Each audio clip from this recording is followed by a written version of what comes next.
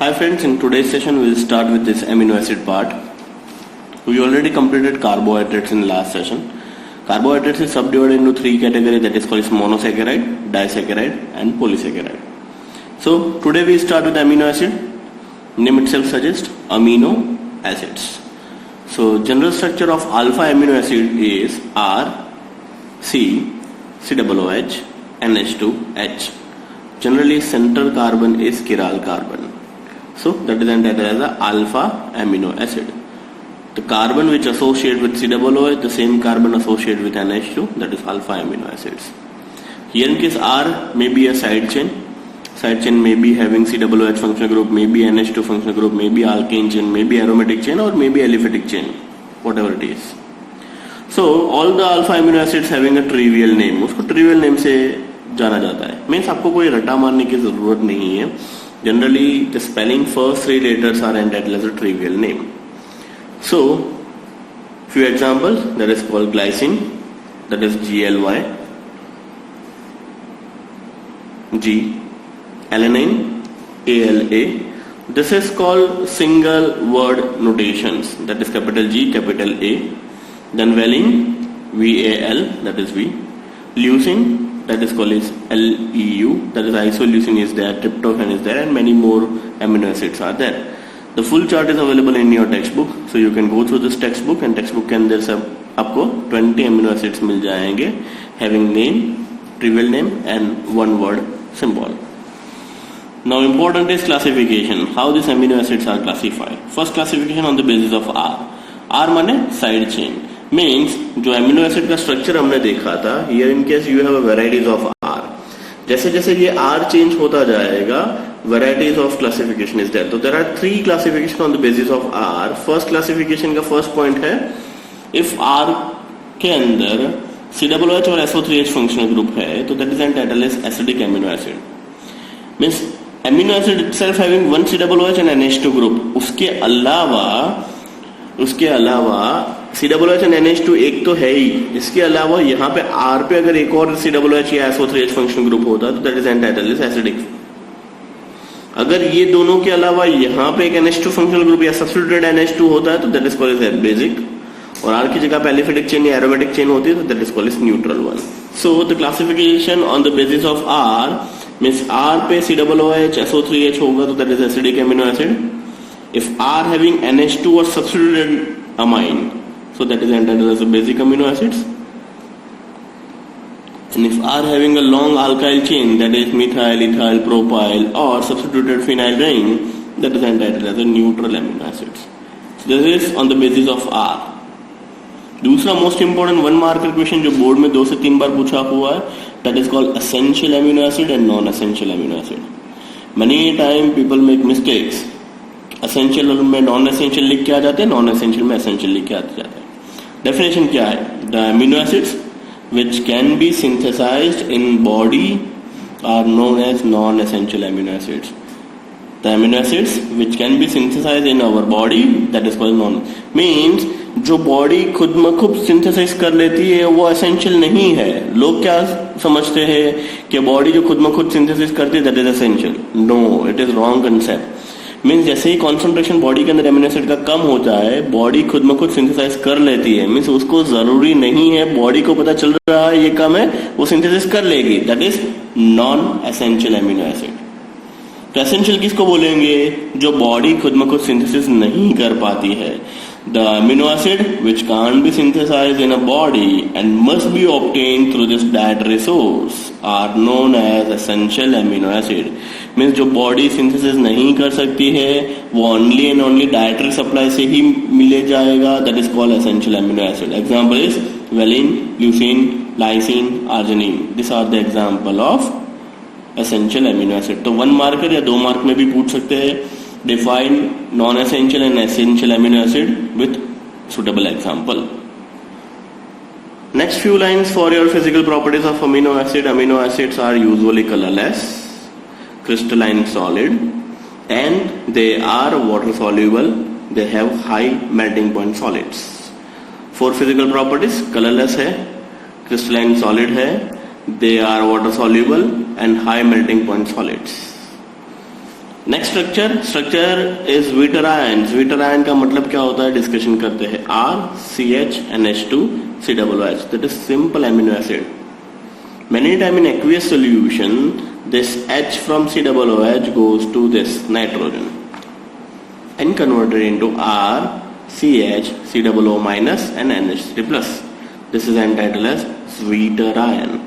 RCH NH3+ COO-, that is Sweeter ion. So Sweeter ion का मतलब हमने amine में भी पढ़ा था, सल्फानिलिक एसिड, याद आ रहा है। The species having associated with two charge, dipolar, एक negative charge and positive charge, दोनों चार्ज अगर एक ही स्पीशीज के ऊपर हो तो उसको Sweeter ion बोलते हैं। So in aqueous solution, COOH group can lose one proton and amino group accept that proton. Means मैंने बताया इस हिसाब से aqueous solution में क्या होता है, ये जो H है वो यहाँ से निकल के नाइट्रोजन के पास चला जाता है। And giving rise a dipolar ion is known as Sweeter ion. This is the definition of Sweeter ion. अगर Sweeter ion definition 1 मार्कर में पूछे तो आप लिख लीजिएगा। In aqueous solution, COOH group can lose a proton and amine group accept a proton, giving rise to a dipolar ion is known as Sweeter ion. Next few 1 marker और MCQ में पूछे जाने वाले क्वेश्चंस है। Except glycine, all naturally occurring alpha amino acids are optically active. Now optically active का definition क्या बताया था? Optically active are the compound which rotate plane polarized light. अब वो कौन होगा, तो सेंटर कार्बन जिसका किराल होगा वो। किराल किसको बोलेंगे? Carbons all 4 valency satisfy with a different functional group. So basically amino acid का सेंटर कार्बन जो होगा वो किराल कार्बन होगा, एक्सेप्ट ग्लाइसिन। ग्लाइसिन के अलावा सारी स्पीशीज के अंदर वो सेंटर कार्बन किराल कार्बन होगा। Now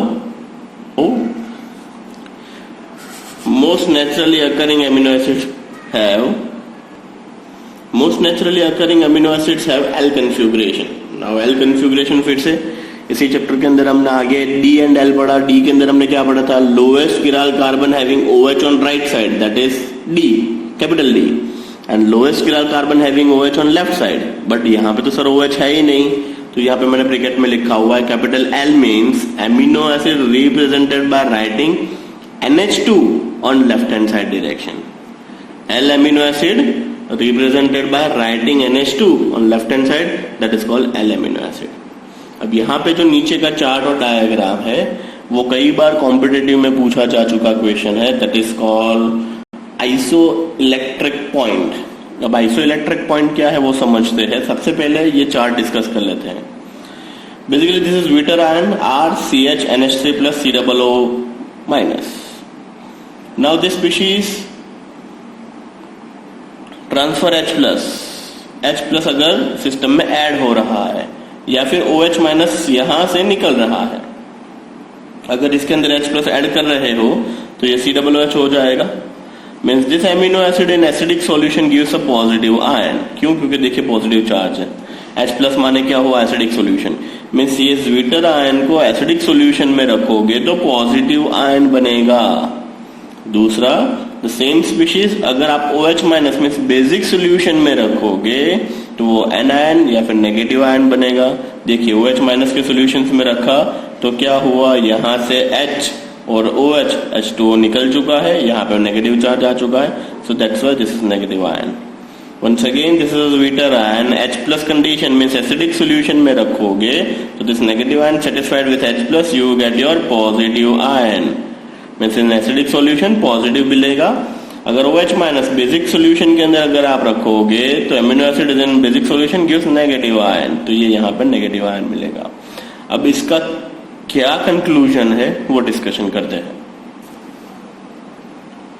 so if the solution of amino acid put in an electric field, then the ion present will migrate towards the specific electrode.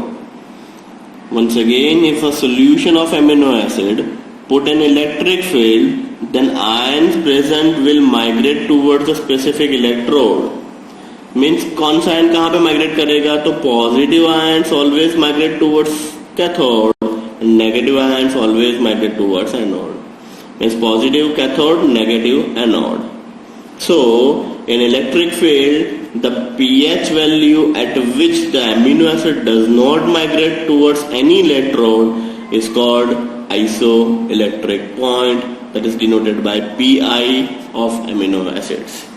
Means basically यहाँ पे हमने पढ़ा कि अगर आप इलेक्ट्रिकल चार्ज के अंदर रखोगे तो पॉजिटिव आयंस कैथोड की तरफ दौड़ेंगे, नेगेटिव आयंस एनोड की तरफ दौड़ेंगे। अब पॉजिटिव आयन कब बनेंगे एसिडिक सॉल्यूशन में, जब pH इज लेस देन 7। देखिए यहाँ पे चार्ट के अंदर आप देखिए, इन acidic solution it becomes a positive ion. तो पॉजिटिव आयन कब बना, एसिडिक सॉल्यूशन है। अगर एसिडिक सॉल्यूशन है तो pH is always less than 7। यहाँ पे अमीनो एसिड का सॉल्यूशन इन बेसिक सॉल्यूशन तो pH is always greater than 7, और एग्जिट 7 पे क्या हो जाएगा, एम्फोटेरिक या फिर न्यूट्रल बन जाएगा। अब मैं यहाँ पे क्या बता रहा हूं, in electrical field pH value eight which amino acid does not migrate towards any electrode, means ऐसी pH कि जहां पे वो एक भी इलेक्ट्रोड की तरफ माइग्रेट नहीं करेगा, मीन्स आइदर एनोड या आइदर कैथोड, कहीं पे भी माइग्रेट नहीं करेगा, ऐसी pH और ऐसे पॉइंट को हम क्या बोलेंगे, iso electric point. 1 marker question है दोस्तों, खास याद रखिएगा। Different amino acids having different iso electric point, सभी के लिए सेम आइसो इलेक्ट्रिक पॉइंट नहीं रहेगा। So after completion of this, next moved on to this peptide. Now peptide is a precursor of protein. Protein बनाने के लिए peptide को समझना जरूरी है। The amide bond in protein, that is amide bond का मतलब CONH group, is known as peptide bond और peptide linkage. बायोलॉजी के अंदर उसको पेप्टाइड बॉन्ड या फिर पेप्टाइड लिंकेज बोलते हैं। बेसिकली हम इसको बोलेंगे amide bond. It's known as peptide और पेप्टाइड लिंकेज। अब पेप्टाइड बॉन्ड और पेप्टाइड लिंकेज बनता कैसे है, जब 2 एमिनो एसिड मिलके एक अमाइड बॉन्ड बनाएंगे तो उसको बोलेंगे डाइपेप्टाइड। बॉन्ड एक बन रहा है बट ये एक बॉन्ड बनाने के लिए चाहिए 2 एमिनो एसिड, तो it's name it's depending on the number of amino acid attached. अगर 2 यूज करेंगे तो हम डाइपेप्टाइड बोलेंगे, 3 यूज करेंगे तो ट्राइपेप्टाइड। ऑलवेज बनेगा एक कम, क्योंकि एक फंक्शनल ग्रुप में से COOH, दूसरे में से NH2, water molecules release, you get CONH। 4 से 10 एमिनो एसिड अगर जुड़ जाएंगे तो they are commonly known as oligopeptide, and more than 10 amino acids are always known as polypeptide. So the peptides which have a molar mass about 10,000 units are known as protein. What is the definition of protein? Peptides which have a molar mass about 10,000 units are known as protein. So protein बनाने के लिए बहुत सारे amino acids एक दूसरे के साथ जुड़ते हैं, तब जाके प्रोटीन बनता है। अब सिंपल एग्जांपल में, शायद ये कंसेप्ट अगर क्लियर नहीं हो तो ये नीचे डिस्कशन किया हुआ किस हिसाब से देखिए। This is glycine, this is glycine, 2 molecules of glycine. So OH from here and H from here, water molecule is released. What is left in this side? NH2, CH2, CO, क्योंकि OH चला गया है, H चला गया हुआ तो CONH, then remaining CH2, COOH. तो that is called peptide bond. बना कितना, एक बॉन्ड, बट ये एक बॉन्ड बनाने के लिए यूज कितने हुए, 2 एमिनो एसिड, तो इसको क्या बोलेंगे, dipeptide, GLY-GLY. So 2 amino acid combine and gives you 1 amide linkage or 1 peptide bond are known as dipeptide. Likewise, we have once again glycine, that is NH2CH2COOH, that is alanine, NH2CH3COOH, and this is phenylalanine, NH2CH2C6H5COOH. अब देखिए, OH from here, H from here, 1 amide linkage, OH from here, H from here, 2 amide linkage, 2 water molecule release हो गए। What is left? NH2, CH2, यहाँ से OH गया, यहाँ से H गया, तो CONH, 1 amide linkage और 1 peptide, then CH3CO, यहाँ से OH, यहाँ से H, this is CONH, CH, COOH and CH2, C6H5. So this is GLY means glycine, alanine, phenylalanine. That is called tripeptide because 3 amino acid combine and you get 2 amide linkage. That is 2 peptide bond. That is entitled as tripeptide. Next we moved on to the structure of protein.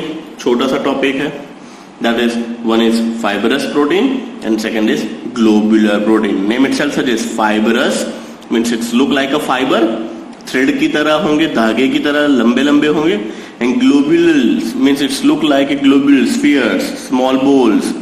Fine, that is a globular protein. The first fibrous protein. When the polypeptide chain run parallel and are held together by hydrogen and disulfide bond, then fibers like structure is formed that is entitled as fibrous protein.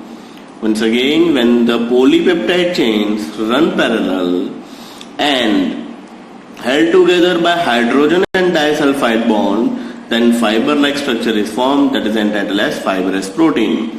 They are insoluble in water. Example is keratin and myosin. Keratin किस में होते हैं? Hair, wool and silk. Myosin किस में होते हैं? Muscles में. Example के साथ याद रखना पड़ेगा. Next is globular protein. Globules means it's look like spherical balls. That is when the chains of polypeptide coiled around to give a spherical shape. That is entitled as a globular protein. Spherical shape में होंगे, that is called as globular protein. They are soluble in water. Example is insulin and albumin. So many time board में ये question पूछा हुआ है, give the structure of protein or give the difference between fibrous protein and globular protein, or write a short note on fibrous protein and globular protein.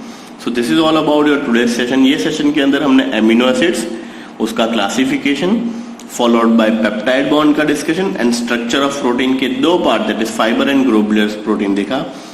और next session में हम discussion करेंगे primary, secondary, tertiary and quaternary structure of protein and denaturations of protein.